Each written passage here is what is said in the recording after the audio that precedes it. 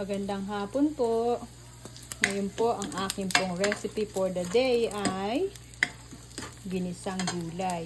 Yan po yung aking karne. Brown na po siya. Pwede na akong magisa. Abay, ano po, nangaaway po.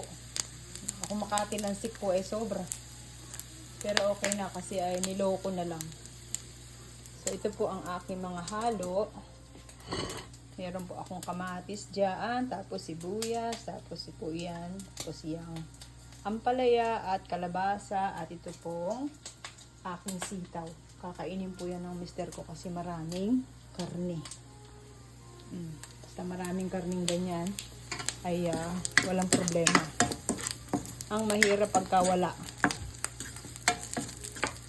Tapos ay ang gulay niya, meron siyang panahog, ay yun po na sausage ang kanyang karne.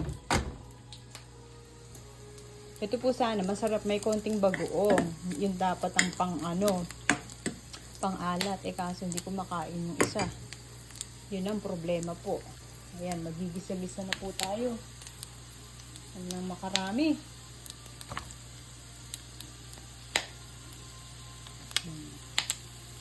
Gisa-gisa lamang.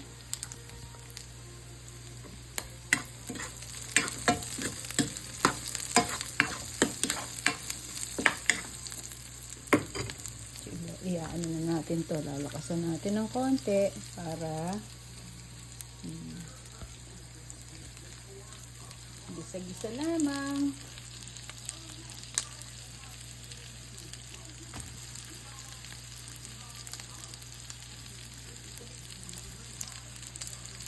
Yung aking po kamatis ay yung aking tomato grape.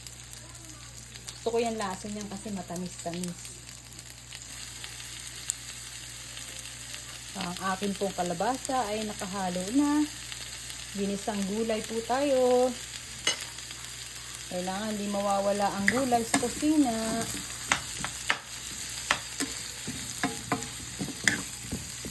Parang napalaki yung aking hiwa ng mga kalabasa. Pero okay lang po. Gusto ko yan ay labog.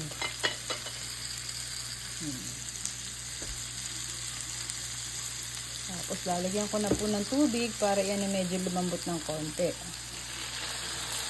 Ayoko naman ng maraming tubig, konti lang. Ayan. Tama na yan. Tapos pwede na natin ilagay ang ampalaya. Medyo sitaw muna kasi ayoko ng labog ang ampalaya ko. Masarap ang ampalaya pagka hindi gaano labog. Ayan.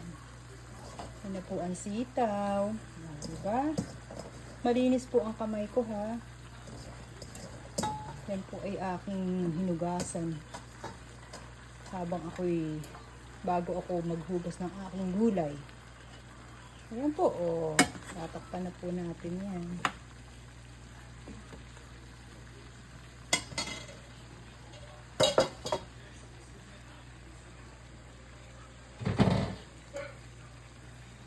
Tatakpan muna po natin at babalikan natin yan maya-maya.